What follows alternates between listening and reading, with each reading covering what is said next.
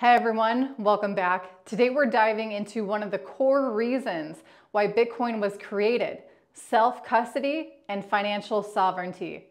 We'll look at how governments could theoretically confiscate your Bitcoin and why it's so important to store your assets in a way that gives you full control. We'll also touch on how some prominent figures in this space might be missing the mark on this topic. In fact, it's not a might be, they definitely are.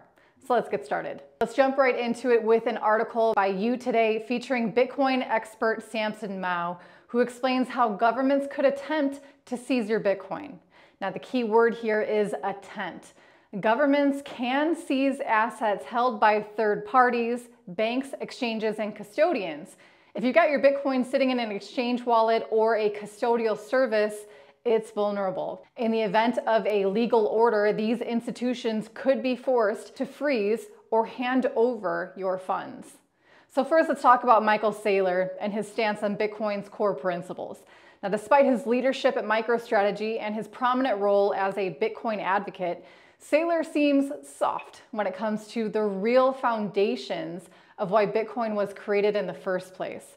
Samson Mow has been vocal about reminding people of Bitcoin's original goal, self-custody and financial sovereignty.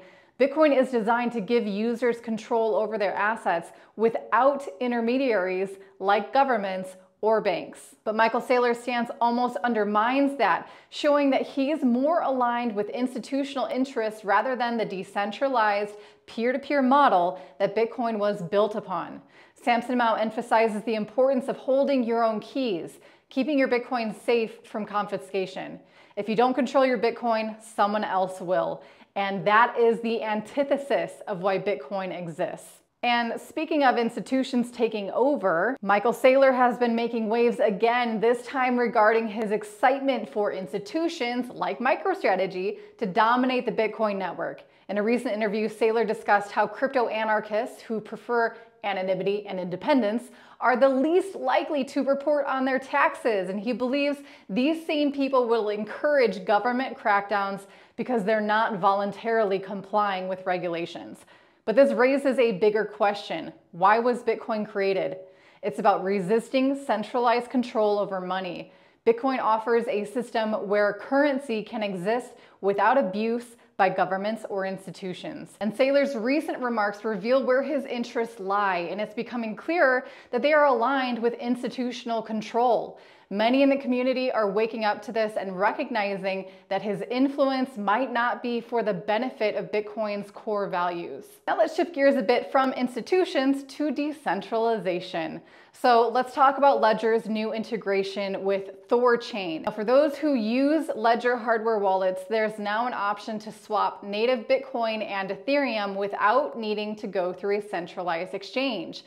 This is huge for those who value decentralized trading. While I might not agree with all of Ledger's policies after their changes last year, I can appreciate this move, and it provides users with more control and freedom to trade their assets directly from their wallets without the risks of using wrapped tokens or depending on third-party platforms. If you haven't used a decentralized exchange before, this could definitely be your chance to explore it with Ledger's integration, and it's a step closer to true decentralization. Now let's take a quick look at something inspiring for all Bitcoin holders.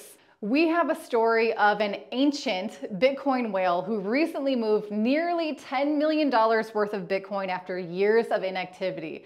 Stories like this are great reminders of the long-term vision many early adopters had for holding Bitcoin. Holding onto your Bitcoin through the ups and downs of the market can pay off in ways we can't fully imagine yet. I hope that one day a story like this is written about one of you watching. Don't we all want to be an ancient whale? We may not all be whales yet, but with time stacking sats and practicing good self-custody, you can secure your future wealth. Now remember, Bitcoin isn't just a short-term investment, it's a long-term store of value that can lead to incredible opportunities. So there you have it, 4 significant topics that remind us where Bitcoin has been and where it's headed. From institutional players like Michael Saylor showing their true colors to the importance of self-custody, we had decentralized trading and the potential rewards of long-term holding. We are witnessing the evolution of Bitcoin, stay informed, stay secure, and continue stacking those sats. If you enjoyed this video, don't forget to like, subscribe, and leave a comment down below about which topic resonated most with you. And let me know if you think you're a future ancient whale. Thanks so much for watching, and I'll see you in the next one.